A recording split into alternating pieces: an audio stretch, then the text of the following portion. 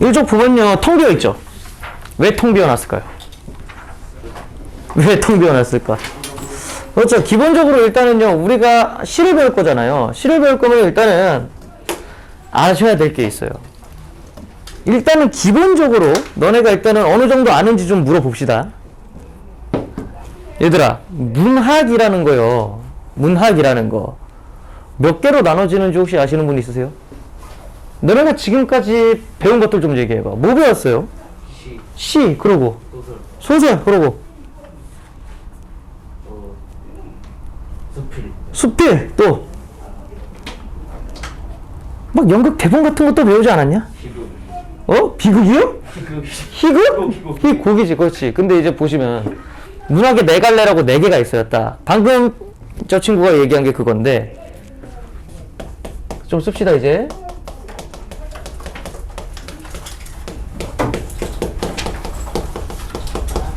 문학의 네 갈래입니다. 그래서 아까 얘기했던 시, 소설, 수필, 와, 벌써 자? 벌써 자? 일로 와. 응! 아, 그냥 깨워주든 말든 할 거 아니야. 돈 내고 수업 듣는데 자기 냅둬?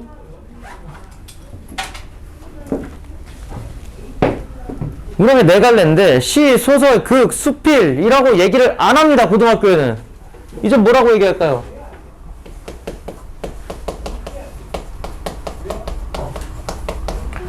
서정갈래라고 합니다.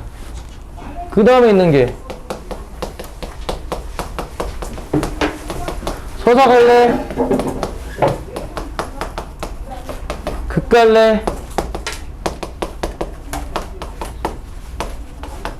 교술갈래, 이렇게 네 가지 갈래로 나뉘어요. 왜 말이 달라질까요? 중학교 때는 단순히 시 하나만 배우기 때문입니다. 그래서 시라고 얘기해도 돼요. 하지만 포도, 사과, 배 이런 애들은 우린 뭐로 묶어요? 과일이라고 묶잖아요. 그거랑 똑같습니다. 이제는 시만 배우는 게 아니에요. 시 비슷한 애들 배워야죠. 시조, 고려가요, 고대가요, 향가 이런 것들도 다 배워야 됩니다. 그렇기 때문에 이제는 시라고 안 하고 그런 애들을 싸잡아서 서정갈래라고 부르게 되는 거예요. 그러면서 이제 이 서정갈래가 무슨 뜻이냐면요, 운율이 있고 함축적인 단어로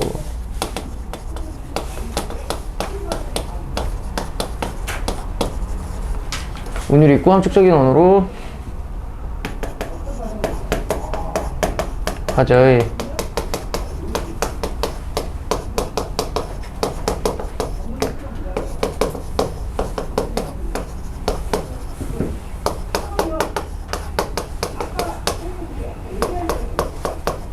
나타낸 갈래라고 하죠. 문학갈래.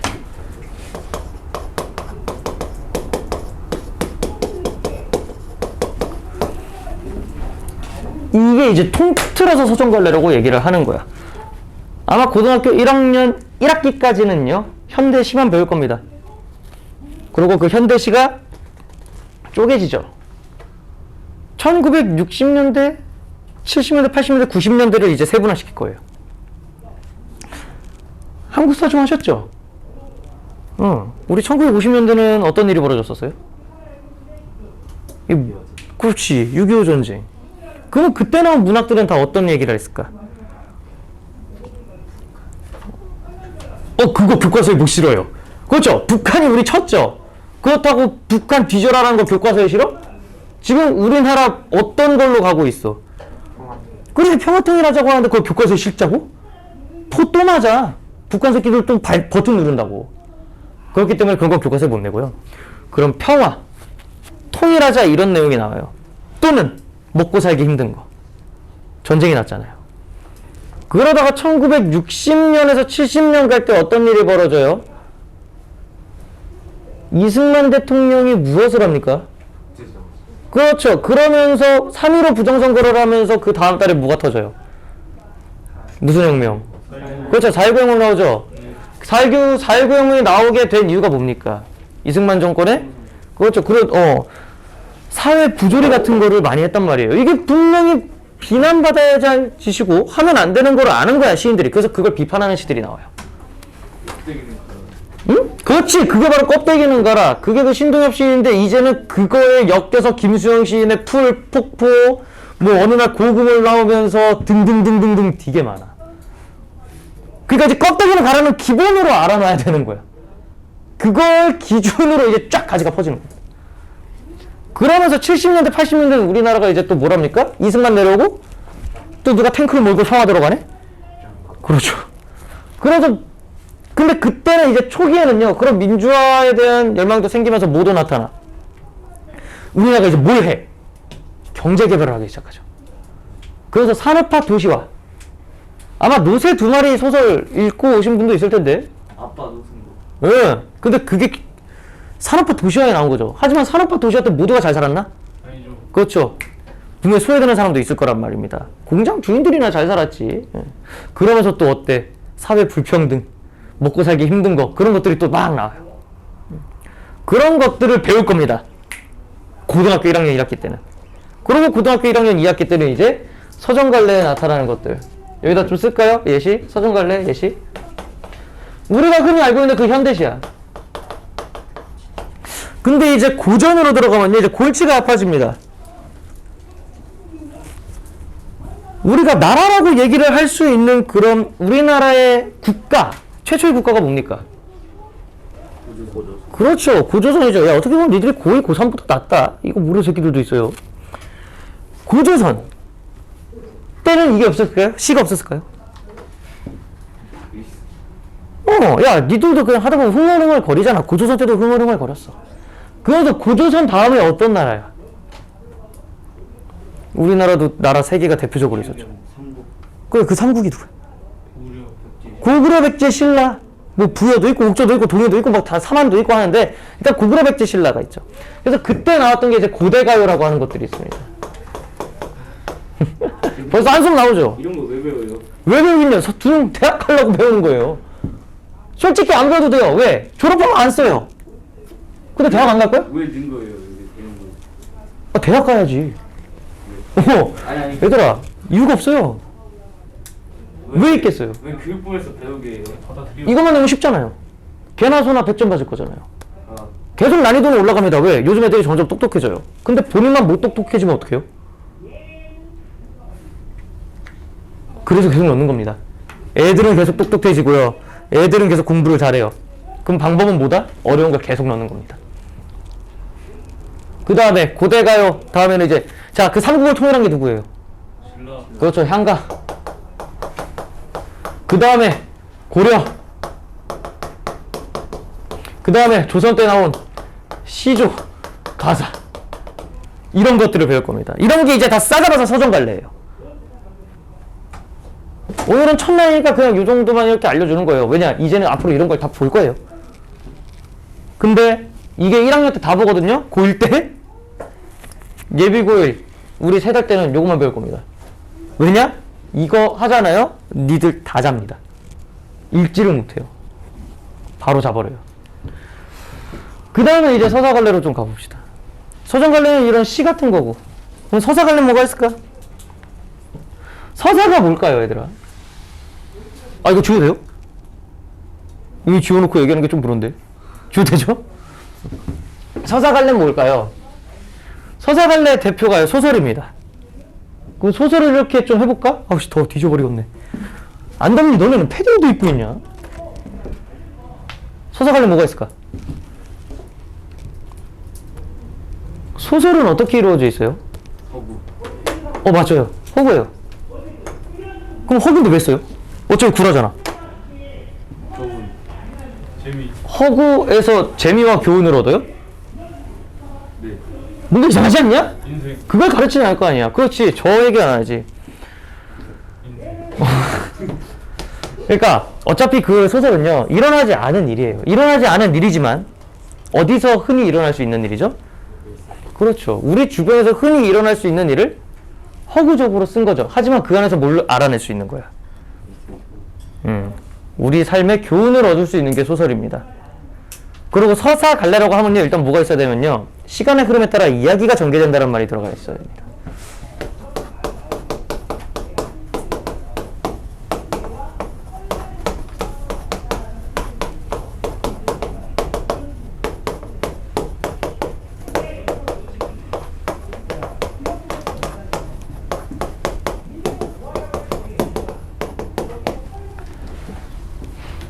시간의 흐름에 따라 이렇게 흘러가는 거예요. 이게 서사관리입니다.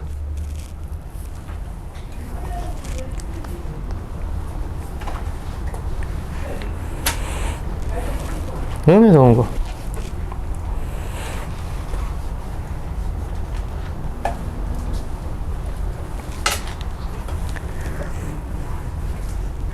그래서 보시면은 얘는 뭐가 있을까? 그냥 너네가 생각했을 때 뭐가 있어? 제일 최근에 배운 거. 역시나 현대소설.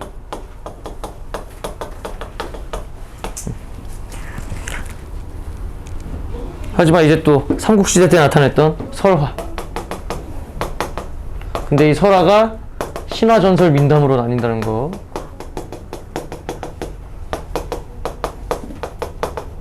그 다음에 가전체 양식이라고도 있고, 그 다음에 폐과문학이라는 것도 있고. 이건 그냥 설명은 안 드리겠습니다. 왜? 설명해봤자 다 자요. 지금 못 알아먹어요.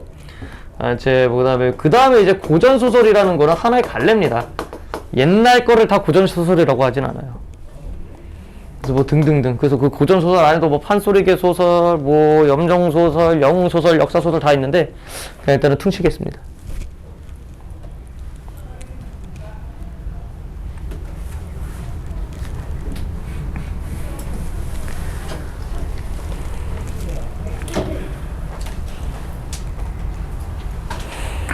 그리고 극갈래랑 교술갈래는요, 다음 주에 알려드리겠습니다. 왜냐? 진도는 나가야죠. 그래서 일단은 이번 주는 뭘 배울 거다? 아마 이번 주 다음 주는요, 시에 조금 집중을 해서 배울 겁니다. 넘어가 봅시다.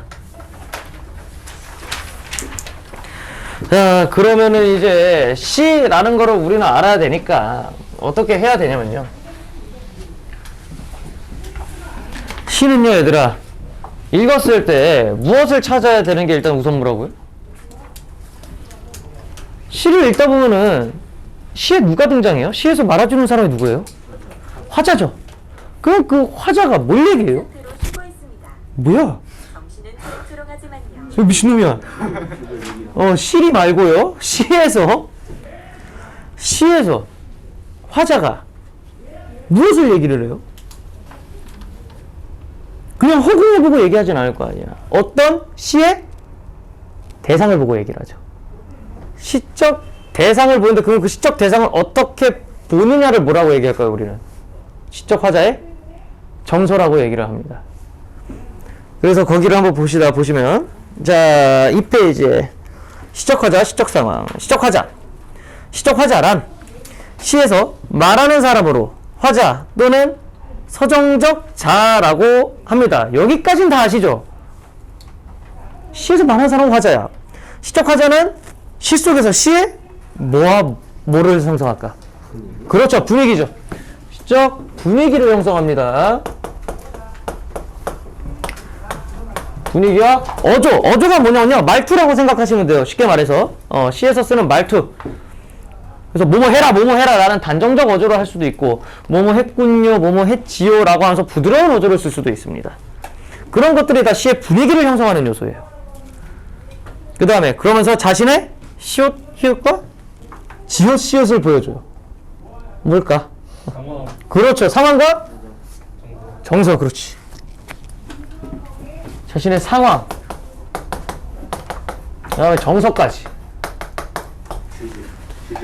그러면서 시의 그렇지, 주제를 전달하게 되는 겁니다.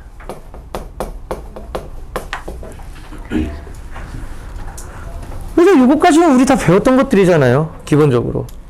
그래서 개념 보시면요, 작품 속에서 시인을 대신하여 말하는 사람은 화자입니다. 그래서 시적화자, 서정적자라고 해요. 똑같은 말입니다. 그러니까 얘들아, 지금까지 화자라는 말에 익숙했는데 문제에서 서정적자를 찾아라 하면 어떻게 되냐? 그 누구 얘기하는 거야?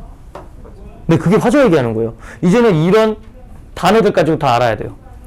화자라고만 안 나와요. 너무 친절하잖아요. 서정적자라고 말을 싹 바꿔버립니다. 띠껍게. 그 다음에 시인과 시적화자. 시인은 자기 자신을 시적화자로 삼을 수 있어요. 하지만 반드시 같습니까? 오늘 배울 김소월의 진달래꽃 같은 경우, 김소월 씨가요, 진달래꽃 다 배웠죠? 본 적들 있죠? 김소월 씨는 남자예요, 여자예요? 남자. 남자예요. 심지어 가명이에요. 본명은 김정식 씨입니다. 그런 김정식이라는 이름을 가진 분이 김소월이라는 가명을 가지고 진달래꽃이라는 시를 썼어요. 그러면 시인이 만약에 자기 자신이라고 했을 때 그 이별의 절절함이 잘 드러날까요? 마동석이 진달래꽃 썼다 생각해봐라. 나보기가 역겨워 가실 땐 터져볼래? 이럴 거 아니야. 그거 전달돼? 시인이 의도하고자 하는 그 정서가 제대로 얘들아 가? 오히려 무섭지 않을까? 그렇기 때문에 뭘 한다? 화자는 항상 시인과 같다 틀리다? 틀리다고 그냥 기본적으로 처리를 하고 가시면 됩니다. 그래서 거기도 그렇게 돼 있죠. 시적 화자로 삼을 수 있지만 특정한 효과를 위해 그 특정한 효과가 뭡니까? 밑줄 치세요. 특정한 효과가 뭐냐면요. 시인이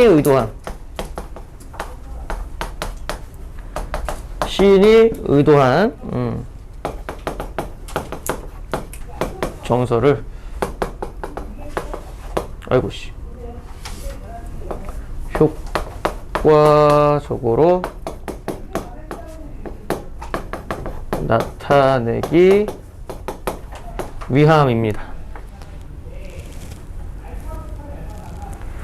그러려고 시인을 이상한 걸로 바꿔요. 화자를 막 짐승을 의인화해서 나타내기도 하고요. 그래서 시의 표면에 그 화자가 뚜렷이 드러나지 않은 경우도 있습니다. 그 경우가 언제일까요? 시에서 얘들아 대명사 알죠? 대명사 1인칭 대명사가 뭐죠? 나라는 게 없으면은 드러나지 않은 겁니다. 나라고 있으면요 시적 화자가 시에 드러나 있다라고 봅니다. 그래서 뭐 밑에 뭐 도식화하면 그렇게 되고요. 작품 개념을 한번 이해해 볼까요? 애들 이름도 외울 겸 니들이 한번 읽어볼까? 용빈아. 네. 어딨어? 어딨어? 자네가 그거 엄마야 누나야 좀 읽어봐. 엄마야 누나야 강변살자 뜰에는 반짝이는 금모래지 뒷문 밖에는 달이 패는데 엄마야 누나야 강변살자. 자 얘들아 그 이 시를 읽어보니까 화자가 누군 것 같습니까? 그냥 머릿속에 떠오르는 누구 같아요 화자가? 엄마야 누나야 어디 살재요? 강변 살재요. 강변이 무슨 뜻이에요? 강변? 강변두리 그러니까 강가 옆에요. 왜 거기 살자고 할까요? 살기 좋아요. 아니 집값이 비싸요. 물고기 잡으려고. 누가 잡으려고? 그러면 안 나타야죠. 어쨌든 간에 강변 살자라고 얘기를 하는 거 봅니까? 그 다음에 또 이유가 뭐야? 뜰에는 반짝이는 금모래빛 하면서 애가 어때? 나이가 많을 것 같아? 대학은 간 것 같아? 어릴 것 같아. 그렇죠. 잼민이일 것 같죠? 그럼 거기 뭐라고 쓸까요? 그 밑에 위에 두 작품은 모두 김소월의 작품이자 화자의 유형을 다르다. 이래서 화자는 소박한 아름다움이 있는 자연 속에 살고자 하는 영혼. 그래서 시인은 어린 아이다. 그렇지. 시인은 어린 아이고요. 엄마와 누나에게 말을 어떻게 하고 있어? 다정하게 말하는 식으로 밑줄 치시고 그게 바로 어조입니다. 다정하게 말하는 식으로 밑줄 치시고 어조예요. 그래서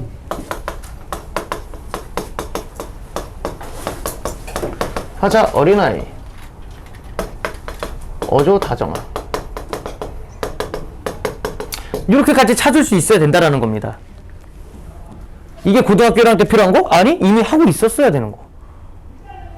이미 너네가 어느 시를 갖다 놔도 할 수 있어야 돼요. 화자와 어조 찾는 거는 중학생도 할 수 있어야 되는 겁니다. 그래서 어린아이의 순수한 목소리를 통해 시의 주제를 효과적으로 전달했다라는 겁니다. 하지만 시인은 김정식 씨죠. 그 다음에 이 김소월 진달래꽃은요. 우준아 읽어보거라. 나보기가 역겨워 가실 때에는 말없이 구입하내드리리다. 용변의 약산 진달래꽃 알아 가실 길에 도리오리다. 그렇죠. 나보기가 껴 가실 때는요 말없이 그냥 고이 보내준대요. 그 영변의 약산이라는 곳에 있는 진달래꽃을요 아름이 무슨 뜻일까요? 아름? 한아름이라고 하면 어때요? 딱 이만큼 딱 손으로 딱 안았을 때 그만큼이죠. 그래서 이게 이 진달래꽃을 이만큼 따다준다는 게 진달래꽃은 님에 대한 사랑을 뜻하고 이만큼 따다주겠다. 너에 대한 사랑이 이만큼이다라고 해서 수량화했다 또는 추상적 개념을 구체화했다라는 개념이 나옵니다. 그건 뭐 나중에 배울 거고. 그럼 이 시에서의 어조는 어때요? 아까는 어린아이였지만 지금은 좀 누구 같아요? 지금도 잼민이 같나요? 지금 좀 어느 정도 큰 사람 같죠? 그냥 근데 성별이 누군 것 같아? 성별은 여성 화자로 우리가 많이 문제에서 나오고 있습니다. 그래서 참고로 이게 남잔지 여잔지 어떻게 알아요? 라는 건요, 우리 문학에서 아니면 우리 역사에서 주로 기다리는 쪽은 누굴까요? 남성이었을까요? 여성이었을까요? 이건 성차별적인 게 아니에요. 역사가 그래요. 왜 여성이 주로 기다려요? 남자가 위에요. 남자가 왜요? 조선시대 때는 그랬죠. 그러고 또 야 전쟁 나면 누가 가? 남자예요. 네, 그렇기 때문에 여성이 거의 기다리는 쪽으로 문학에서 많이 표현이 됩니다. 왜? 남자는 그냥 팔려가는 거예요. 지금도 너네 20살 가면 팔려갈 거잖아. 가야죠. 그렇기 때문에 여성이 거의 기다리는 쪽이고, 우리나라 문학은 그렇게 해서 계속해서 쌓여온 겁니다, 데이터가. 그래서 이거를 읽었을 때도 보낸대요. 그건 남아있는 쪽이죠. 그래서 여성화자라고 얘기가 나오는 겁니다. 그 다음에 어조는 어때요? 어조는 어때? 그거 밑에 빨리 봐봐야 얘들아. 힌트 봐야 될 거 아니야.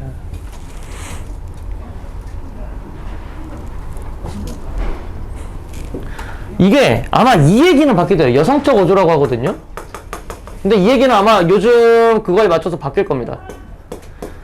남성적 어조, 여성적 어조라고 했어요, 옛날에는. 그러면 여성적 어조가 도대체 뭘 얘기를 하는 거냐면요, 그냥 부드러운 어조를 여성적 어조라고 많이 하고, 강인한 어조는 남성적 어조라고 얘기를 했는데, 요즘 이제 바뀌어야죠, 그런 거는? 그렇기 때문에 아직까지는 시험에서 이렇게 나옵니다. 하지만 같은 말로 뭐다? 부드러움. 이 정도로 바꿀 수가 있겠습니다. 아마 조만간 바뀔 거예요. 아직까지 교과서가 바뀌질 않아서 그렇지. 아직까지는 요렇다라는 겁니다. 그래서 그 이를 읽어보면요, 밑에 이에서는 이별 상황에 대처하는 여성 화자의 목소리가 나타난다. 시인은 이 시에서 자신의 슬픔을 인내하고 오히려 떠나는 이를 축원하는 마음을 잘 드러내기 위해 섬세한 여성 화자로 설정하였다 라고 나와 있습니다. 아우, 더럽게 덥네. 여기까지 이해했습니까? 솔직히 여기까지는 너무 쉽죠? 다 배웠던 내용이고 기억들이 쏠랑쏠랑 나죠? 자, 다음 페이지 봅시다. 잠깐만, 나 저것만 좀 끌고 올게.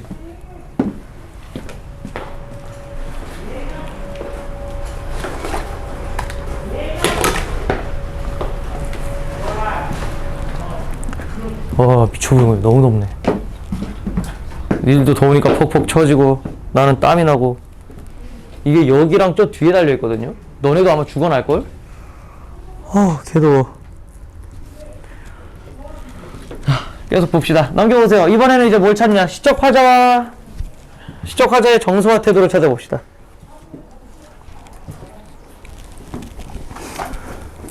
자, 이제는 시적 화자가 누구고 시적 화자가 어떻게 얘기만 함으로써 어조에 대한 분위기를 형성하는 걸 봤는데, 자, 정서라는 게 뭘까요, 얘들아? 정서? 정서를 거꾸로 하면 서정갈래죠. 수학 선생님 목 터지시겠다, 야. 자, 보시면은 정서는 거 밑줄 치세요. 기쁨, 슬픔, 그리움 등의 감정 상태입니다. 기쁨, 슬픔, 그리움 등의 감정 상태를 지금 4페이지입니다.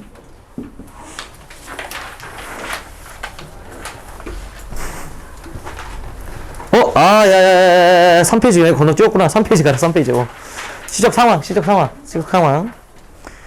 상황은 시에서 화자가 처해 있는 상황, 즉 화자의 형편이나 처지, 환경 등을 의미합니다. 형편. 그래서 시적 상황은 매우 그냥 간단하게 나옵니다. 그래서 시적 상황은 화자나 시적 대상의 정서 및 태도를 파악할 수 있는 기본적 토대입니다. 그래서 얘가 지금 뭘 하고 있는지를 알아야 돼요. 슬퍼하고 있는지, 아니면 뭐 차였는지, 아니면 누군가를 사랑하는지, 아니면 배고픈지, 이런 것들만 파악하는 게 시적 상황 파악하는 거예요. 그래서 태도를 파악할 수 있는 기본적인 토대가 되므로 먼저 화자가 처한 상황이 뭔지, 긍정인지 부정인지 단순하게 이렇게만 처리를 해도 됩니다. 그래서 더 빨리 시에 접근할 수 있다고 합니다. 그래서 거기 보시면 뭐 이별, 만남, 실현, 부정 이런 거 있죠. 그리고 얘들아, 시라는 거는요, 왜 상황이 중요하냐면 시를 읽고 솔직히 말해서 정해진 해석이 있을까요? 문학작품이? 읽는 사람마다 느끼는 게 다 다르죠. 하지만 되도록이면 공통적으로 느끼는 게 있습니다. 봐봐, 길을 가. 근데 차가 어떤 사람을 쳤어. 그러면 너네는 그걸 보고 뭘 느껴요? 사람이 쳤어요. 차가 쳤어. 슬픔. 그렇지. 이게 정상이죠. 근데 우와 얼마나 날아가나 보자 이래요? 그렇게 해석하지 말라는 거예요. 그러니까 시적 상황을 찾으면 이별의 과정일 거 아니에요. 만약에 시적 상황에 누군가 이별해. 그러면 당연히 뭘 느끼겠어? 슬픔을 느끼는데 꼭 간혹 가다가 기쁠 수도 있잖아요. 이런 새끼들이 있습니다. 별로 안 좋아할 수도 있잖아요. 있겠지. 하지만 있겠지. 근데 그게 교과서에 실릴까? 그걸 시험에 내겠니? 그래서 시적 상황을 일단은 찾는 거예요. 물론 그럴 수도 있겠죠. 하지만 평범하게 생각을 해야 됩니다. 그래야 시험을 잘 보고요. 그래야 다른 시도 좀 볼 수 있어요. 아시겠죠? 문제 풀다 문제랑 싸우지 마세요. 그래봤자 맨날 져요, 너네는.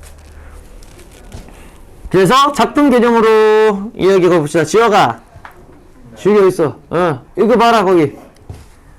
이제 바라보다 지난 것이 다 덮여있는 길을 온 겨울을 떠들고 물 있는 낯선 지역을 바라보면서 나의 마음속에 처음으로 내년이 세상은 지금 굉장히 장소리 지나온 어느 나라에서 없었던 설레이는 평화로서 예, 자, 시적 상황 뭐예요? 뭐 하고 있습니까? 화자 뭐 하고 있어요?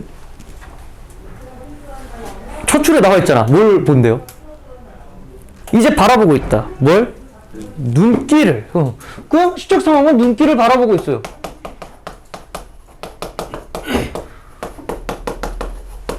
근데 눈길을 바라보고 있는데 계속 읽어보니까 어디에요? 겨울을 떠들고 낯선 지역을 바라보고 있대요. 근데 그 다음이 핵심이죠. 어디에 뭐야? 나의 마음속에.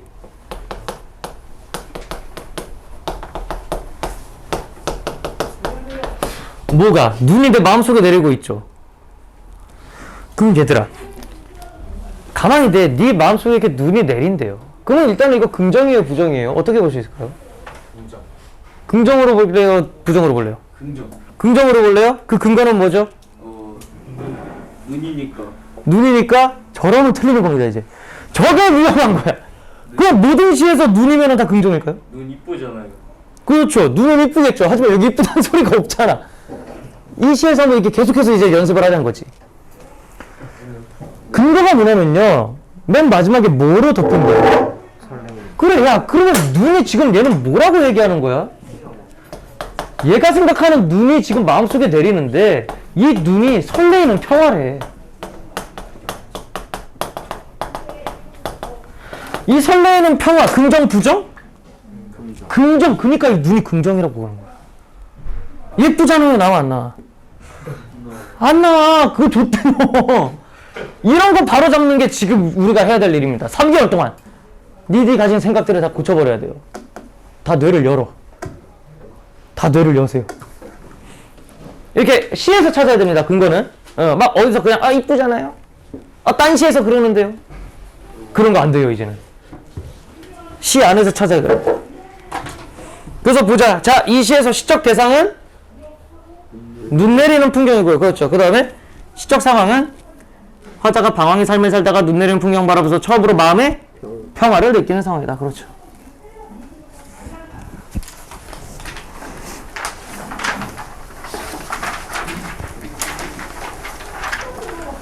그러면서 이제 넘어오시면 됩니다. 그래서 이제 우리는 시적 화자, 그 다음에 시적 상황까지 알아봤습니다. 여기까지는 할만하죠? 네. 하고 있던 거잖아요. 그럼 정서와 태도. 정서는 뭘까? 아까 얘기하다가 말았는데 기쁨, 슬픔, 그리움 등의 감정 상태를 나타내는 거. 태도는 사물이나 상황을 대하는 화자의 그렇지 정서나 마음가짐입니다. 그래서 가끔가다 애들이 정서와 태도를 구분 못하는 사람들이 있습니다. 얘들아, 밥 안 먹으면 어때요? 배고프죠? 그게 정서예요. 그러다 보니까 어때요? 밥을 안 먹어요. 배고파요. 그러다 보니까 어때요? 이건 답이 없어. 그냥 자유롭게 얘기해봐. 빡쳐요. 빡쳐요. 저게 태도야. 빡치니까 어떻게 돼? 네 자세도 언제 줘요? 띠껍게 되는 거죠. 이게 태도예요. 정서는 그 속에 있는 거고 태도는 밖으로 겉으로 드러나는 거예요. 근데 그게 시에서도 어떻게 된다? 나타난다. 왜냐면은 진나래꽃 같은 경우에는 진나래꽃이 아니라 그 밑에를 바로 볼까요? 여기 보시면 이제 정서가 어떻게 나옵니까? 화자가 사물이나 현실에서 느끼고 있는 무엇? 감정이나 생각과 같은 시옷 리얼. 심리. 그렇죠. 심리 상태. 감정이란 말이 심리 상태거든요. 자, 그래서 거기 한번 봅시다. 여기서는 이제 어휘입니다. 어휘. 필수 어휘.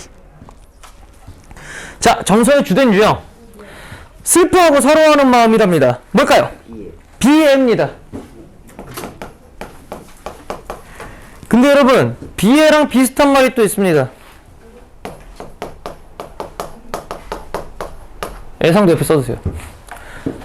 애상적이라는 게 슬플 애자 생각까지 사랑 애자 생각해가지고 사랑인 줄 알았는데 슬플 애자도 있습니다. 애상적이다. 슬픈 거예요. 비애 슬픈 거예요. 그러니까 비애 애자랑 이거랑 똑같겠죠. 아시겠죠? 참고로 단어 좀 많이 외우셔야 됩니다. 영단어 외울 때가 아닙니다. 이제 3월달부터 국어도 단어 외울 거예요. 사자성어 특히나 사자성어 속담 쥐하기 전원에 왜 지금부터 해야 되는지 알아? 2학기 들어가기 전에 고전 빨리 해놔야 돼. 사자성어 그런 옛말들 알아놔야 고전 들어갔을 때 너네가 문제를 탁탁탁 풀 수 있어. 그래서 3월부터 할 겁니다. 그 다음에 시옷 미음은 뭘까요? 사모. 사모? 소망. 소망. 좀 고급 단어 나오긴 했는데 사모하다는 이제 존경. 존경 쪽에 가까워요. 사랑하거나 존경한다. 그 다음에 이응시옷. 여기 나와버렸네. 여기가 이상입니다. 이응시옷. 얘가 이상입니다. 위에 비애랑 똑같죠? 이응미음? 그렇죠. 연미. 연미를 불쌍하게 보는 거죠. 대상을. 동정하고. 지읒 기억. 자괴. 그렇지. 자괴감 할 때 그거죠. 그 다음에 히읗 히읗. 히읗 히읗. 히읗 히읗. 뉘우치는 게 뭐예요? 후회. 하지만 후회가 아니라 여기 뭐야? 한탄하는 것도 있을까? 회? 한. 그렇지.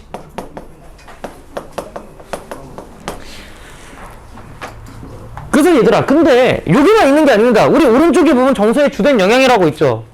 그거 별 붙여버리세요. 거기에도 더 많은 정서들이 써있죠. 이게 다 어디에 있어야 돼? 너가 머릿속에 이미 있어야 됩니다. 이건 당연히 이미 머릿속에 다 있어야 돼요. 희망, 환희, 소망, 동경, 여유, 풍류, 달관 이런 거. 풍류적이다라는 말 아세요? 풍류? 놀고 먹는다는 소리입니다. 즐겁다.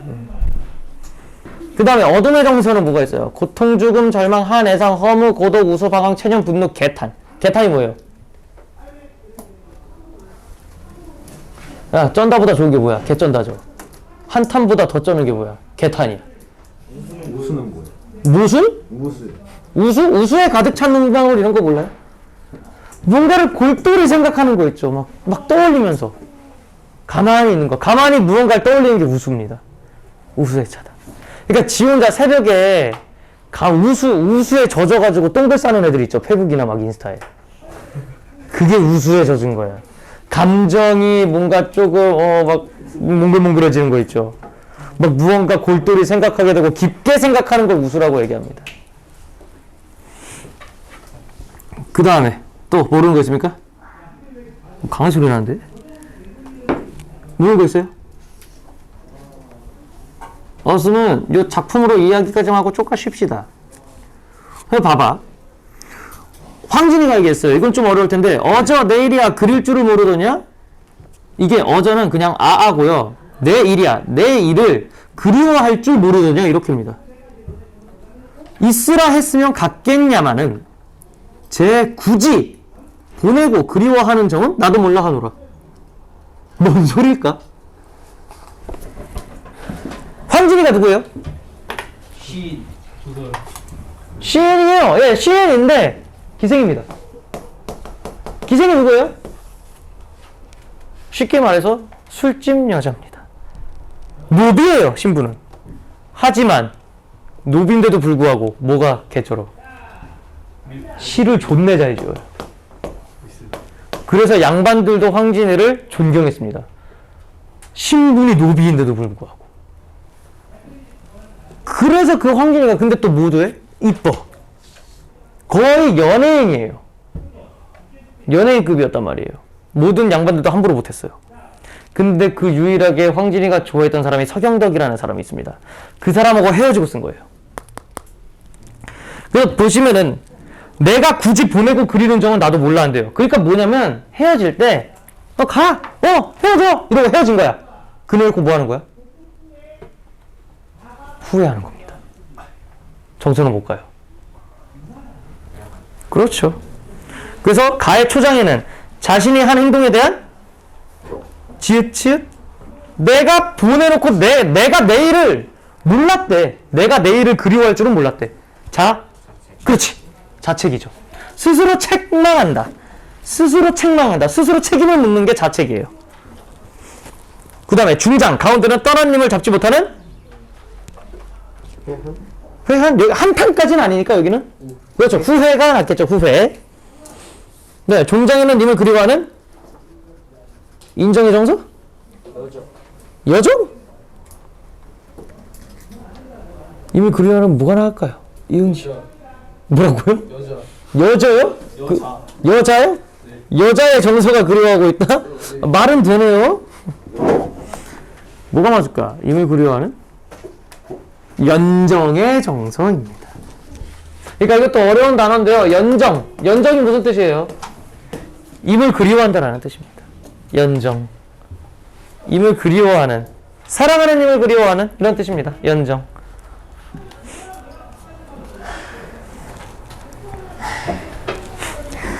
그 다음에 나 볼게요. 똑같이 이별한 거거든요. 근데 얘는 솔직히 읽을 수 있잖아요. 이번에 연서야 읽어보거라.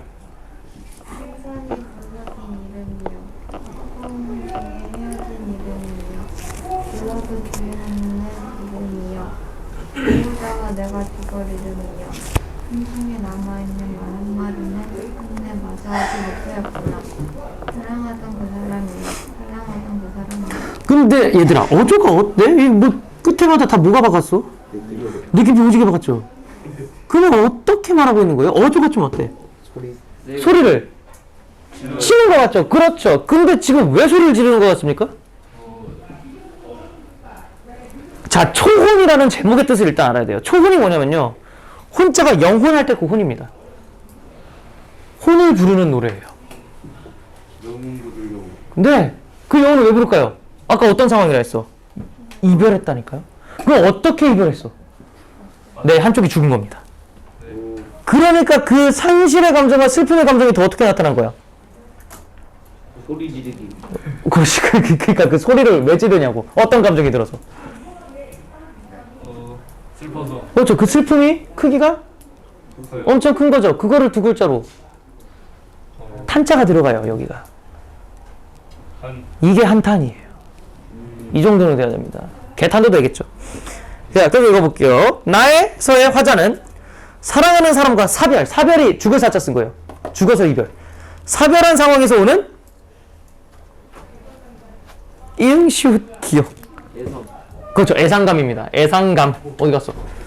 애상감을 느끼고 있다. 근데 그 안에 뭐도 있다? 정서 속에는 상실, 절망, 그리움의 복합적인 심정이 싹 다 담겨 있다라는 거죠.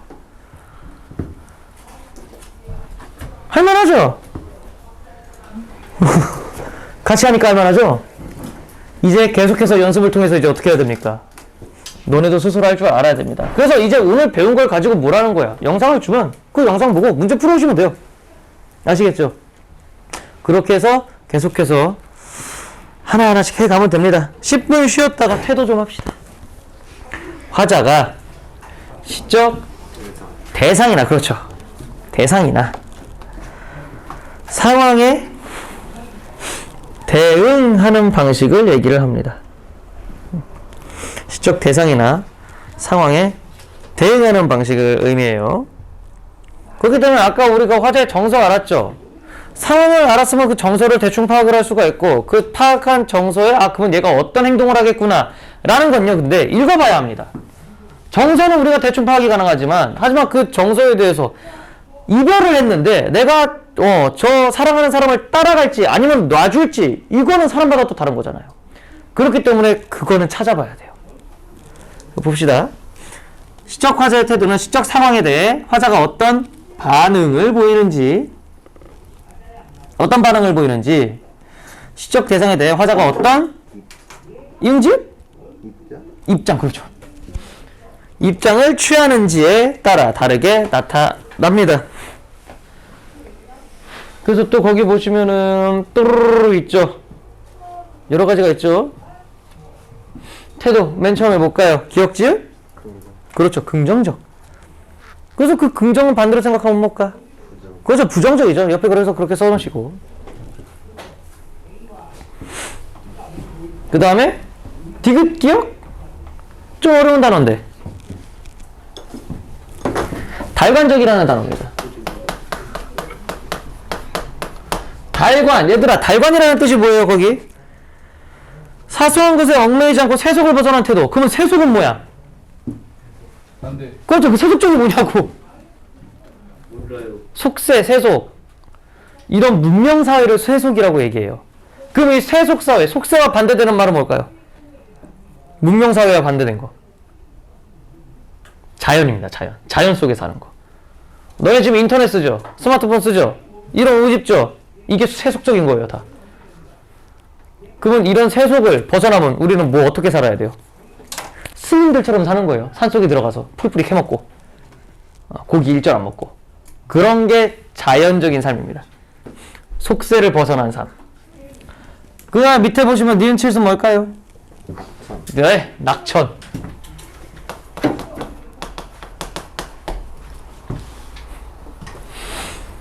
그 다음에 이응, 시옷? 이것도 좀 어려운 단어. 염세적이다. 그냥 염세적이다 뭐냐, 우리가 세상에 불만 많은 사람들 있죠. 아씨 개 같은 거 이러면서 그냥 일단은 눈 뜨면 지읒 같네 시작해가지고 밥 먹으면서도 막 더럽게 없네. 그 다음에 출근해서도 존나 일하기 싫네. 퇴근해서도 존나 힘드네. 집 가서도 살기 싫네. 이게 염세적인 거야. 그냥 다 싫은 거야, 세상이. 너네도 그래요? 살기 싫어요? 힘들어요? 먹고 살기 힘드네 이거예요? 솔직히 먹고 살기는 할만하잖아요. 너는 돈 안 벌어도 되잖아. 돈 벌래? 공부할래? 공부할래요? 돈 벌래요? 돈 벌래? 공부할래? 내가 다 해보니까요, 돈 버는 게 더 쉬워요. 공부 존나 어려워요. 난 다시 못해. 고3 다시 하라면 차라리 입대를 한 번 더 할래요. 자, 그 다음에 치읓, 히읗은 뭘까요? 네? 치는 거요? 네, 친화죠. 친화죠. 그거 뭐 여기저기 잘 어울리는 거 있죠? 감정. 네? 뭐요? 감정적이요? 네. 감정적이에요, 이게? 감정적이다라는 말을 어떻게 쓰죠? 야, 오늘 밤 먹었어? 뒤질러? 이게 감정적 아니야? 갑자기 급발진하는 거?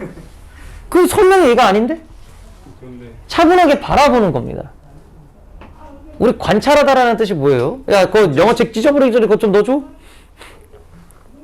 관찰이 뭡니까? 보는 거. 그냥 보는 거죠. 그럼 여기도 뭐야? 관자가 들어가요. 관정. 관조적이라는 말이 있습니다. 관조적이다. 근데 은근 잘 나와요. 지금 여기 있는 이 태도 있죠? 다 외우셔야 돼요. 태도는 웬만하면 다 아셔야 돼요. 특히나 관조적인 건 많이 나옵니다. 관조적인 시가 은근 띠꺼워요. 시적 상황이 없어요. 관조적인 건. 왜냐면요, 시 화자가 그냥 대상을 바라봐요. 끝이에요. 그래서 그럼 시적 상황이 뭐야? 바라보고 있는데요? 끝이야. 그럼 이제 정서는 어때? 바라보고 있는데 뭘 정서가 있겠어. 이렇게 돼버리는 거야. 그럼 관조적인 거는 왜 문제를 낼까? 그냥 바라보고 끄신 거거든요. 하지만 바라보고 얘가 어떻다를 알아야 돼요. 그 부분은 여기서는 모릅니다. 못 찾아요. 우리가 좀 더 배워야 됩니다. 그 다음에 지읒지읒. 지읒지읒 뭘까요? 스스로 넉넉하게 여기고 만족한대요. 자조는 비우는 겁니다. 스스로를. 스스로 뭘까요? 자는 건데. 밑에 있다고 또 나올 겁니다. 지읒지읒적. 자족. 자족적. 그렇죠. 자족.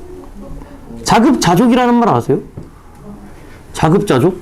지가 해서 지가 만족하면 되는 겁니다. 그 자족적이에요. 그 다음에 시옷은요? 맞습니다. 성찰.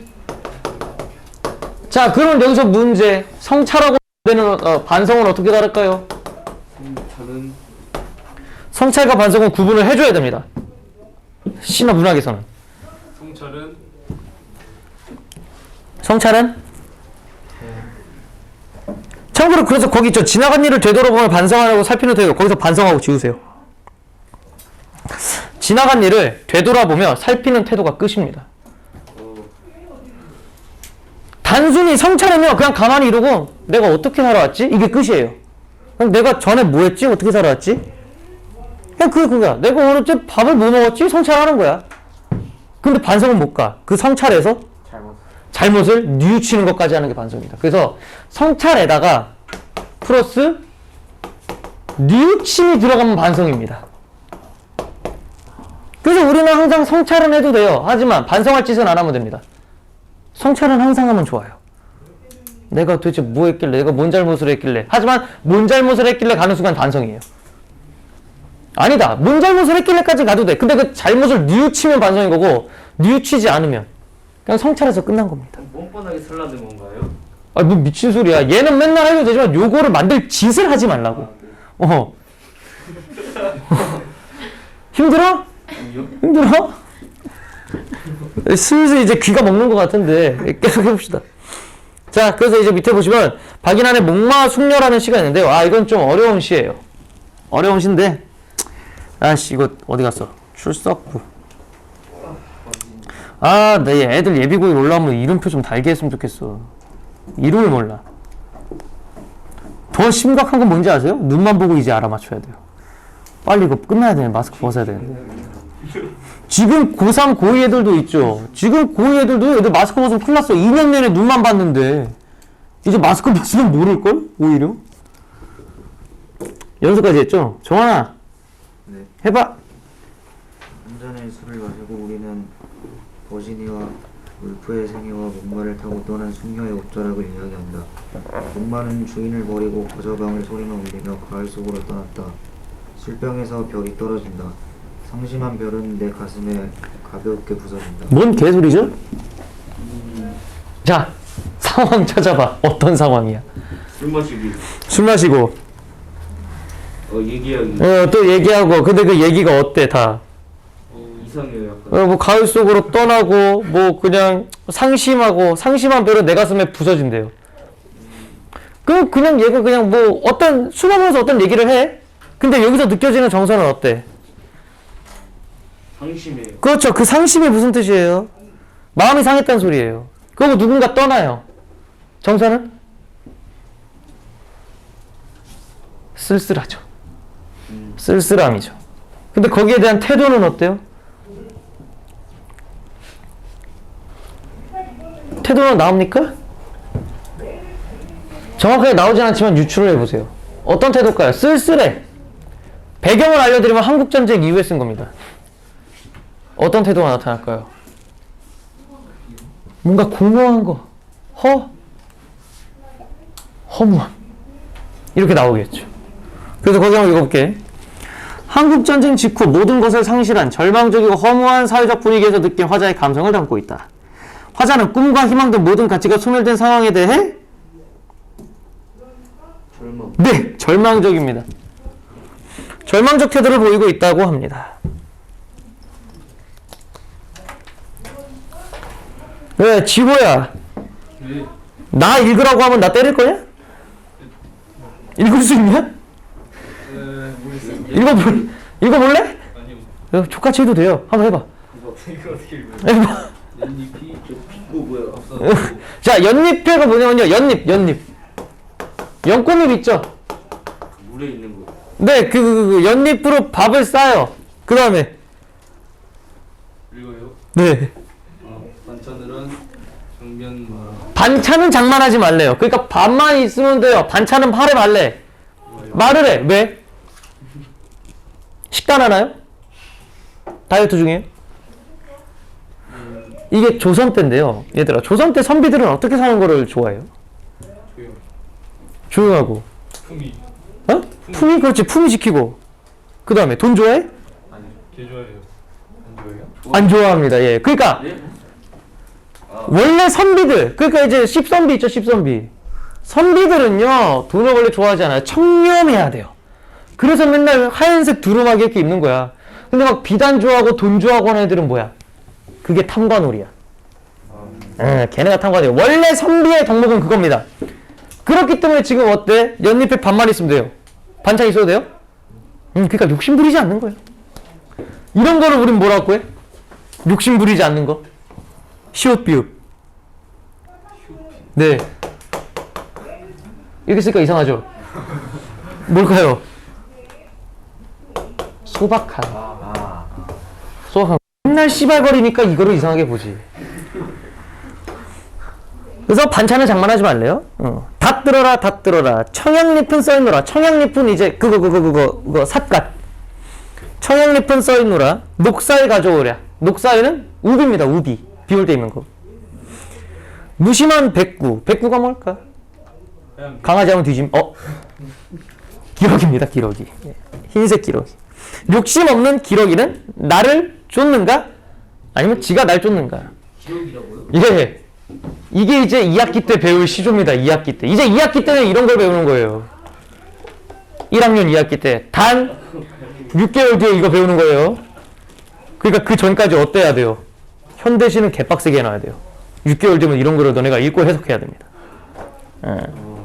좋댔죠? 자, 어쨌든 간에 읽어보시면요. 이 어부사시라는 건요. 어부의 생일을 4계절에 걸쳐서 쓴 시입니다. 총 40수예요. 그러니까 이게 한 덩어리입니다. 이게 40개가 써 있는 거예요. 시 하나에. 근데 이걸 해야 된다니까요? 화이팅! 화이팅! 이거 들어가는 학교가 이제 랜덤으로 나올 텐데, 경명고, 원미고가 이게 들어가 있습니다. 다른 학교 마음 놓지 마세요. 프린트 줘버립니다, 이거. 다른 학교도 이거 프린트로 줘요. 그래서 이제 봐봐. 나에서는 어부로서의 검소하고 소박한 생활에 만족하는 화자의 지읒 자족적 태도. 그렇죠. 자족적 태도. 자족적 태도. 그래서 백구 갈매기라 써있죠. 기록이라 했냐 내가 아까? 갈매기입니다. 네? 왜냐면 야 새우깡 어디서 주냐? 새우깡 어디서 줘? 바다야. 얘 바다니까 갈매기입니다. 내 말 잘못했어요. 기러기는 학이죠. 강가에 사는 애고 갈매기입니다. 기러기는 강에 살아요. 학이에요. 학. 그래요? 갈매기가 새우깡. 맞죠? 그러니까 바다가 갈매기야. 한강은 그 강 말고 한강은 너무 도심에 있잖아. 낙동강 이런데. 그래 한강도 강이긴 한데 조금 그 기러기가 있는 강 정도는 아니죠. 너무 현대적이라서. 그리고 이게 한강이 세계에서 손가락 안에 꼽히는 강인 거 알아요? 외국 애들이 보면 이게 강이냐 바다지. 한강이 존나 넓은 거야. 외국 애들이 보고 이게 도대체 왜 강이니? 그래서 자살도 많이 하죠. 아씨 미친. 아닌가요? 뭐 강이 존나 커서 자살하는 거라고? 네. 어차피 걔네들은 어딜 가서도 하루들이야. 굳이 뭐 유럽의 템즈강 이런 거 보면 존만해서 자살 안 하냐? 이건 좀 빠지기 그러네 이래? 어차피 죽으려면 다 해요. 나일강은 악어 때문에 죽습니다. 거기는. 타살이구나. 거기는 사고사예요. 사고사. 자살이 아니라. 그래서 그 백구를 통해 느끼는 물활체의 경지, 즉 자연 친화적 태도입니다. 그렇죠.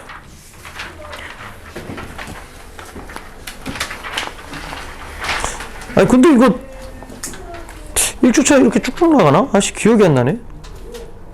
어디까지 했더라 원래?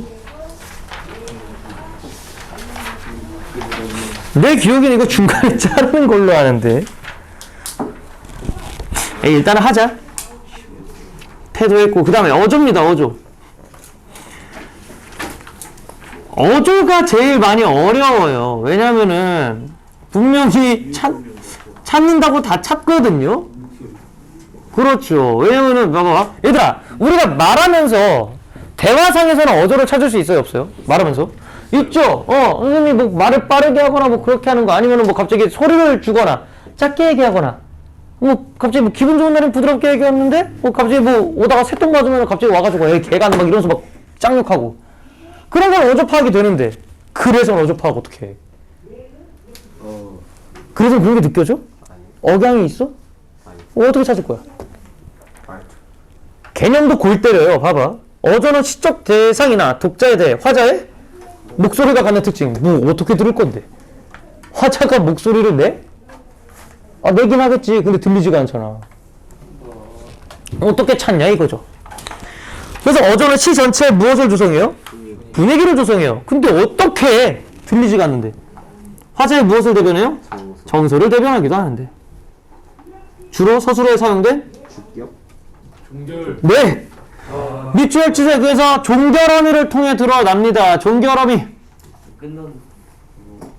네. 뭐뭐 했다, 뭐뭐 했어요, 뭐뭐 해라, 뭐뭐 했구요, 했습니다. 이런 거 있죠. 뒷대가리. 뒷대가리에 배우는 게 종결어미입니다. 그 종결어미를 통해서 그러고 시에 쓰인 단어들을 통해서 어조를 파악해야 돼요. 그래서 거기 보시면 어조가 뒤지게 많죠. 기억지? 오 맞아. 응. 급발진하는 거 있죠. 감정적 어조. 아 근데 여기서는요 아마 의미가 격렬함이 느껴진다고 써 있죠. 그건 내가 쓰니까 격정적 어조입니다. 격정적 어조. 아 왜 불펜으로 썼니? 격정적 어조가 맞아요. 격정적 어조. 그 다음에 니은슈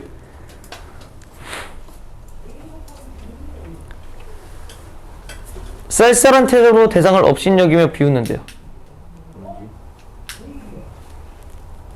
니은슈 잠깐만 나도 갑자기 뇌정지 오는데?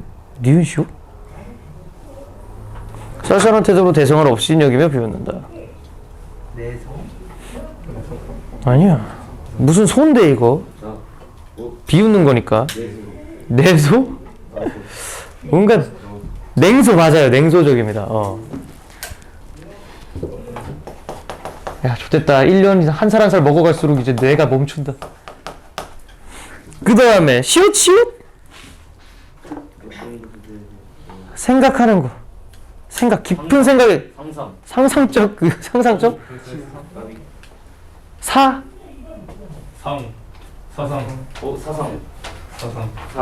사색 그렇지 사색 사색적 태도라고 합니다. 그 다음에 이응치 예찬 아니 이거 예찬이라고 했는데 막 교회 다니는 애들이 예수님 찬양이요 막 이지랄 떠는데 좀 할 말이 없더라고. 아닌 거 아시죠? 그 뜻 아닌 거 아시죠? 내가 뭐 기독교를 비하하는 건 아니지만 아니에요. 예찬 찬양하는 겁니다. 존경하거나 찬양하고. 그 다음에 밑에 지읒 스스로를 비웃어. 그렇지 이게 자조예요. 이게 자조. 그 다음에 피읍 풍자입니다. 풍자가 비판하는 게 들어가 있어요. 개념에 우스꽝스럽게 표현하면서 비판하는 게 풍자입니다. 오 맞습니다. 해악과 풍자. 그래서 이게 얘들아 같으면서 달라요. 흥부와 놀부에서요. 놀부는 어때요? 나빠요. 왜 나빠요? 생긴 것만 봐도. 생긴 것만 봐도 나쁘죠. 왜? 생긴 걸로 풍자 이미 들어간 거예요. 아. 그런 식으로 부정적인 대상은 부정적으로 그려요. 근데 생긴 걸 어떻게 봐요? 아니, 묘사해주잖아요, 글로. 정확히 그래요. 홍보물번 안 읽어봤나요? 읽어봤죠. 아니 이게 진짜로 아니 이게 근데 아니 저 눈은 잘생겨서. 네 눈이 잘생겼다고? 눈이 많이 좀 낮으시네요. 뭐 개인의 취향이니까. 홍구가 콕 달려있고 점 달려있고 코털 삐져나오고 그렇게 되어 있는데 괜찮아요? 네. 나중에 어떤 여자를 만날지. 나중에 여자친구 생기면 사진 좀 보여주세요. 야, 그래서 어쨌든 간에 풍자가 놀부를 대상으로 하는 풍자를 합니다. 왜? 부정적인 대상이니까요. 그리고 비판도 해야 되잖아요. 그래서 생긴 걸 우스꽝스럽게 표현한 거예요. 그러면은 흥부가 해악이거든요. 왜? 익살스럽고 재치있게 표현하여 웃음을 유발하는데요. 해악은 거기다가 동정 연미까지 있습니다. 왜냐면 가가지고 흥부가 뭐 좀 달래요? 밥 좀 달라 하죠. 근데 놀부 아내가 뭐 해요? 주걱 갖다 때려요. 이거나 받아라 하고 주걱으로 딱 때리는데 여기 뭐 묻어요? 쌀이요. 근데 그걸 이제 어떻게 개뿔 이러고 먹잖아요. 어때? 웃기긴 한데 한편으로는 어때요? 그거 쫓아먹는 그렇지. 그래서 그게 해악이야. 흥부는 해악이고요. 놀부가 풍자입니다. 그런 식으로 구분을 해줘야 됩니다. 단순히 웃기다고 해서 다 풍자가 아닌 거예요. 자 볼까? 그 다음에 밑에 다원아 인다원? 네. 읽어보세요. 우리도 우리들끼리 낄낄대면서 깔짝대면서 우리의 대열을 이루며 한 세상 떼어내고 이 세상과 어디론가 날아갔으면 하는데 대안처럼 대안으로 길이 보존하시고 각각 자기 자리에 앉는다 주저합니다. 자 이게 시가 중간에 잘려있는데요. 맨 처음에요. 영화를 보러 극장에 가요. 극장에 갔는데 애국가가 나와요. 왜 할까? 야 극장 가면 국민의례 하냐? 했을 때가 있어요. 독립하고 얼마 안 됐을 때. 탱크보이가 대통령일 때. 땅크 보이죠. 예, 전두환이 대통령일 때 강제로 애국심을 강요했습니다. 그래서 그냥 가다가 너네 급식 먹으러 가다가 갑자기 애국가 나와요. 그럼 멈춰서 이거 하고 가야 돼요. 운동장에서. 총살까지는 아니지만 뭐 어쨌든 간에 뭐 범죄 그거겠죠? 군대에서 하는 거를 그러니까 사회에서도 똑같이 했다라는 거야. 실제 군대에서도 밥 먹으러 가다가 재수없으면 그 애국가 나오면 이거 멈춰야 돼요. 진짜요? 그래가지고 보다가 눈치 그래도 멈춰야 돼. 좆됐다 이러고 멈춰. 그러니까 군대에서는 애국심을 강요하잖아. 그래서 눈치 딱 보고 국기 개항한다 그러면 애들이 존나 뛰어요. 안 하려고 실내로 들어가려고. 실내 들어가면 안 돼요? 네, 실내 들어가야 돼요. 왜냐면 국기가 보이니까 멈춰야 되거든요. 근데 그거를 CGV에서 했다니까? 롯데시네마에서 했어요. 80년대 때. 그럼 봐봐. 그게 사람들이 마음에서 우러나는 게 아니라 강제로 하는 거니까 어때요? 하기 싫죠. 심지어 군부독재 시절이야. 그럼 하고 싶어? 안 하고 싶단 말이야. 그래서 이 화자는 이러고 있어. 하기 싫어. 이러고 있어. 이러는데 막 애국가 그림 보면 막 갈매기들 뿌르륵 날아가잖아. 새들 막 뿌르륵 날아가는 그런 그림 있잖아요. 요즘 애들은 근데 TV를 안 봐서 그걸 모르더라. 모르겠는데. 왜냐면 막 우리 새벽까지 늦게까지 막 투니버스 이런 거 보다가 2시 되면 딱 끝나거든요. 근데 그 애국가가 나와. 애국가 장면이. 진짜요? 아직도요? 지금도 해요. 지금 그냥 끝까지 하잖아요. 지금 이제 그러니까 IPTV로 바뀌면서 그런 거지. 정규 시간 방송은 그렇게 해요. 하지만 다른 방송에서는 막 하루 종일 하죠. 인터넷 TV 같은 거. 그러니까 이것도 설명해야 돼 이렇게. 그래서 애국가 애국가 뮤직비디오라고 하자. 애국가 뮤직비디오는 새들이 이제 갈대밭에서 부엉 날아가는 장면이 있어. 그 장면을 얘기하는 거야. 그래서 낄낄대면서 깔쭉대면서 뭐야. 끼룩끼룩 하면서 날아가잖아.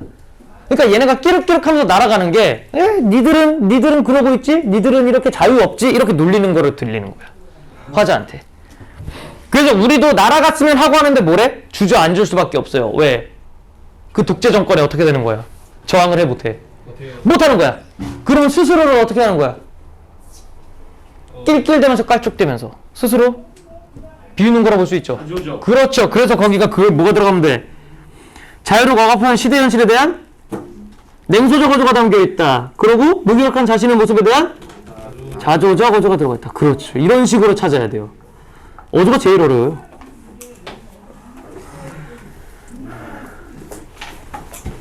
할만합니까? 네.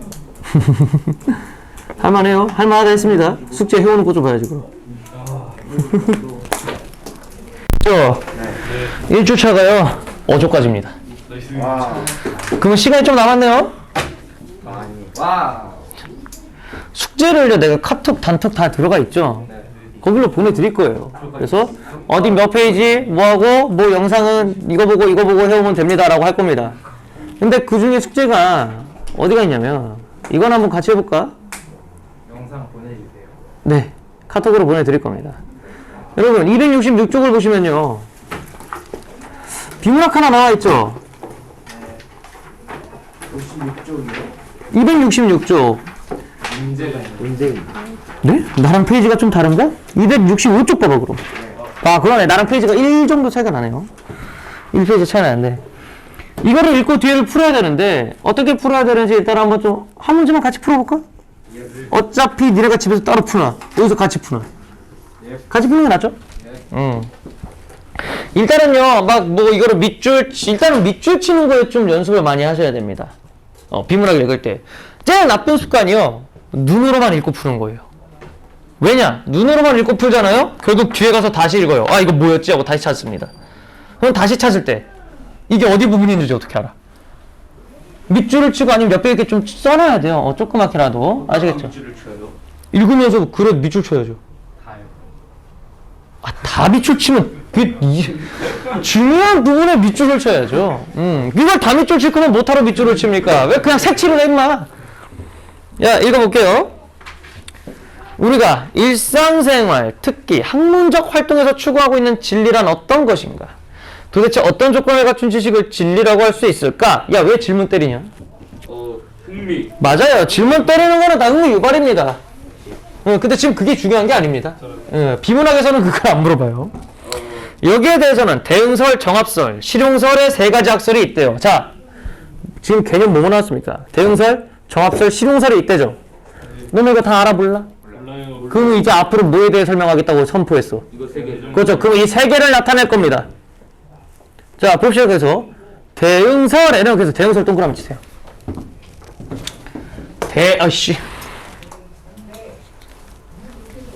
자, 대응설에는 그래서 대응설 동그라미 치고 그럼 이제 대응설이 뭔지는 밑줄을 치셔야겠죠. 왜? 너네 다 처음 들으니까.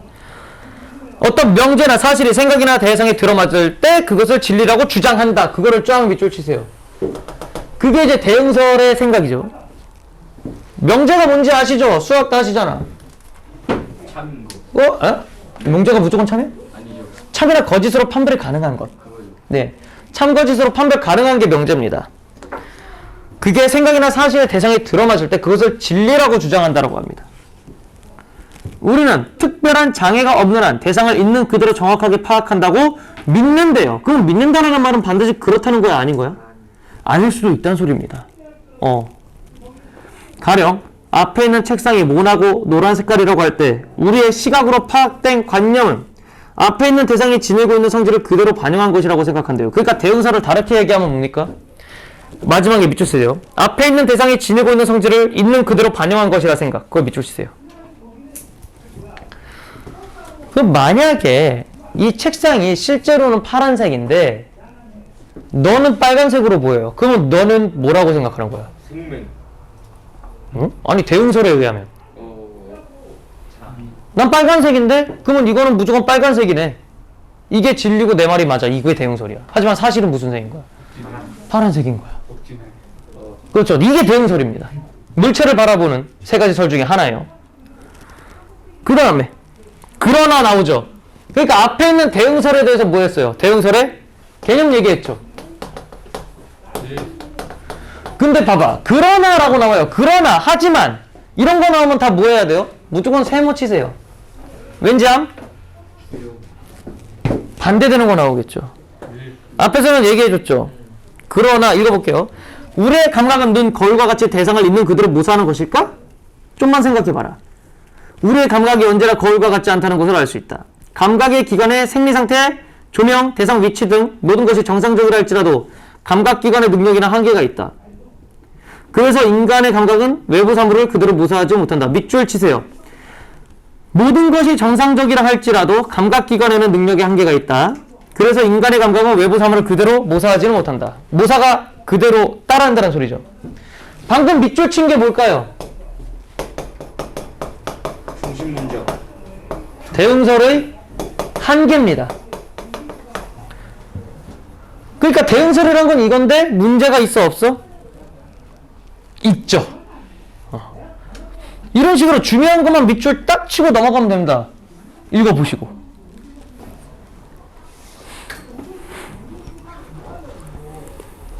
그 다음에 이제 무슨 설? 정합설 봅시다. 정합설은 동그라미 치고 또 관념과 대상의 일치가 불가능하다는 반성에서 출발한다. 오히려 얘는 대응설하고 정반대죠. 얘는 다를걸? 이 생각을 하고 있는 거래요. 기본적으로. 내 보는 게 맞나? 이런 거. 새로운 경험이나 지식이 옳은지 그른지 잘못됐는지 실제 비추어 보아서는 확인할 수 있어 없어? 없기 때문에 이미 가지고 있는 지식의 체계 중 옳다고 판별될 체계에 비추어 볼 수밖에 없다. 이걸 밑줄 치셔야겠네요. 이미 가진 지식에 비교해 본다라는 거죠. 새로운 게 나왔어. 근데 이게 어떻게 알아? 우리가 알아 몰라 새로운 걸. 모르니까. 그럼 얘랑 최대한 비슷한 거를 가지고 와서 비교해 보는 거야. 근데 사과가 이래? 야 사과랑 비슷한 거 뭐냐? 배랑 한번 비교해 보자. 이러면 이게 뭐지? 이러면서 그렇게 보는 거예요. 그럼 얘도 한계가 뭘까? 대충 예상이 되지 않습니까? 비슷한 걸 가져오는 거기 때문에. 일단 계속 읽어볼게요. 그래서 즉 새로운 지식이 기존의 지식 체계에 모순됨이 없는지 들어맞는지 여부에 따라 그 지식의 옳고 그름을 가릴 수밖에 없다는 주장이 바로 정합설이다. 모든 사람은 죽는다라는 것은 우리가 옳다고 믿는 명제지만 모든 사람 속에는 우리의 경험이 미치지 못하는 사람들도 포함된다. 맞죠? 야 진짜로 모든 사람은 죽을까? 안 죽는 사람도 없을까? 진짜로? 사람이랑 할 수 없죠. 저거 깨볼게요 한번. 증명을 어떻게 할 거냐 이거지. 그러니까 정합설에 따르면 어떻게 볼 거냐 이거죠. 그래서 이와 같이 감각적 판단으로 할 수 없는 전칭 판단이나, 근데 이런 전칭 판단 같은 어휘 어려우니까 밑에 있죠. 모든 범위, 모든 전칭 판단이나 고차원적인 과학적 판단들의 지대를 가려내는데 적합한 이론이 정합설이다.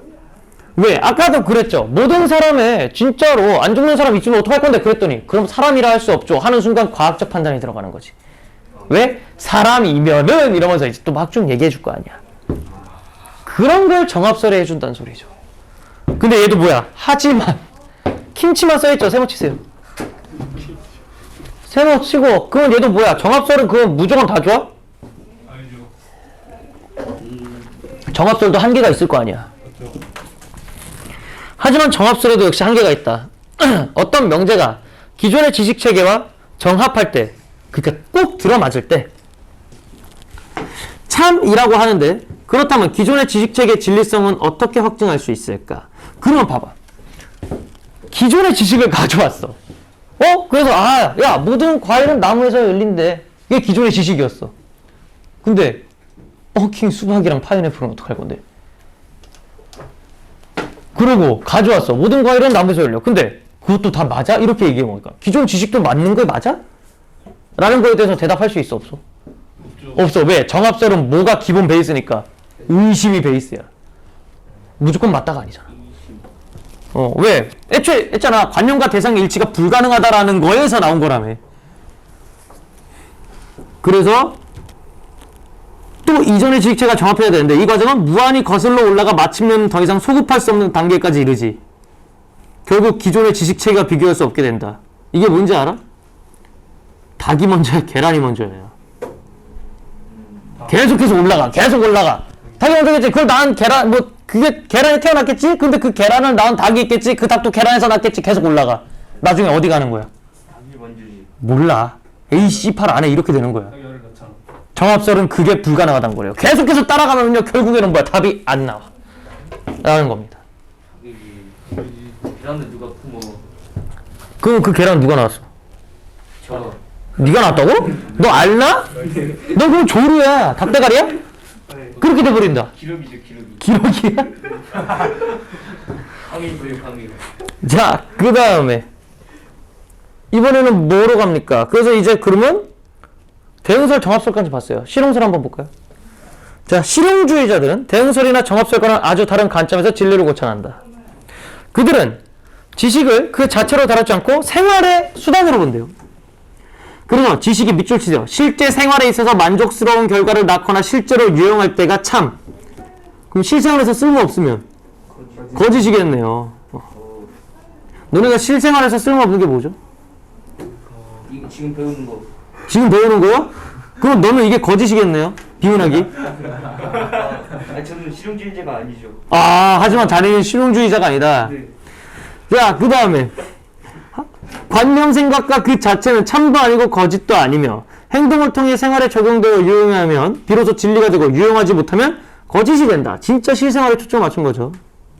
근데 또 뭐야? 뻑킹 그러나 있죠. 그러나 진리가 행동과 관련되어 있다는 것은 행동을 통한 실제적인 결과를 기다려야 비로소 옳고 그름의 판단이 가능하다는 것 이래입니다. 근데 또 하지만 그럼 생각해봐. 모든 걸 다 해볼래?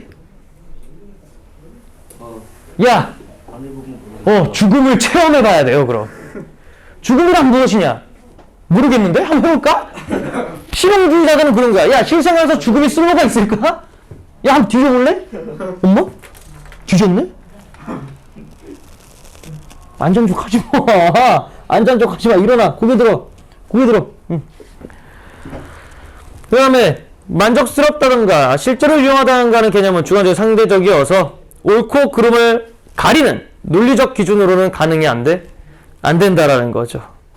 실제로 할 수 없는 것들은 그러면 참거짓을 분별이 안 됩니다. 실용주의자들은.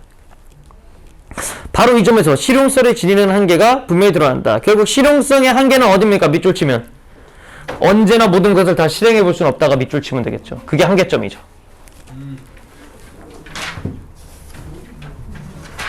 그리고 생각을 해봐.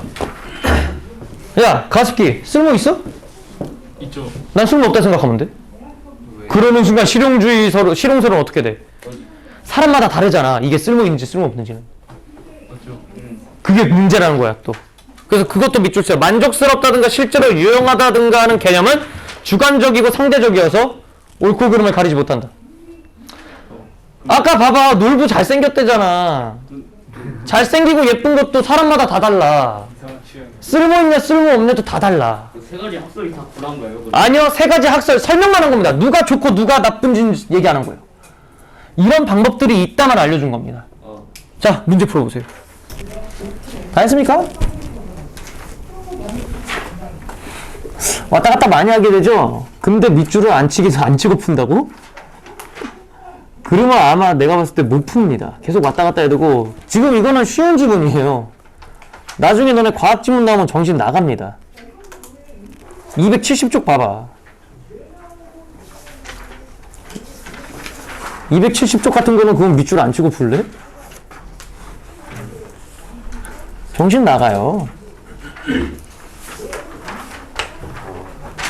그래서 꼭 중요한 지문은 밑줄을 치면서 푸세요. 귀찮아도 안 돼요. 습관 들여야 됩니다. 아시겠죠? 자, 1번의 답은? 5번. 그렇죠. 그냥 구체적 소개하고 끝났습니다. 예. 뭐 누가 좋네 안 좋네 그런 가치 판단도 안 했어요. 이런 거 설명하고 한계점 얘기했죠. 그 다음에 2번의 답은? 3번입니다. 왜? 경험을 통한 검증 과정은 뭡니까? 경험을 통한 검증 가능성을 진리 판단의 핵심 기준으로 삼았대요. 누가?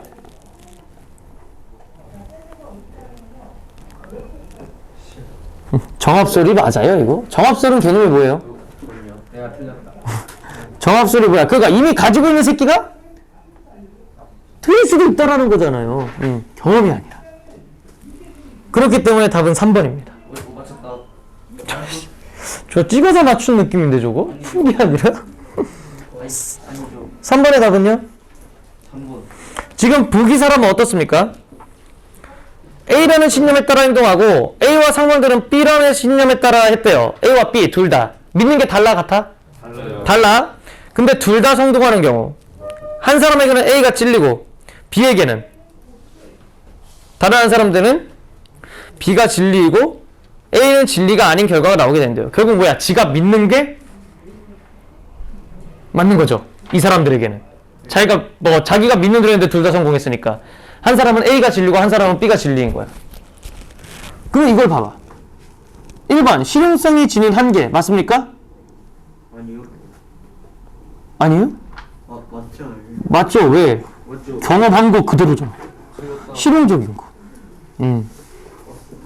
바로 답 1번으로 나오죠. 왜? 몇 번 하셨는데요? 3번. 대형설과 실용설의 통합이 불가능함을 보여준다? 불가능하다. 대형설은 뭐죠? 대형설은 뭐예요? 보고. 네? 호구? 보고. 자기가 믿는 게 그렇게 되는 거죠. 그 다음에 실용설은요? 경험한 거죠. 자기가 믿는 그대로 경험을 했더니 맞았으니까 대응설, 실용설 둘 다 맞는 거죠, 이건. 그렇군요.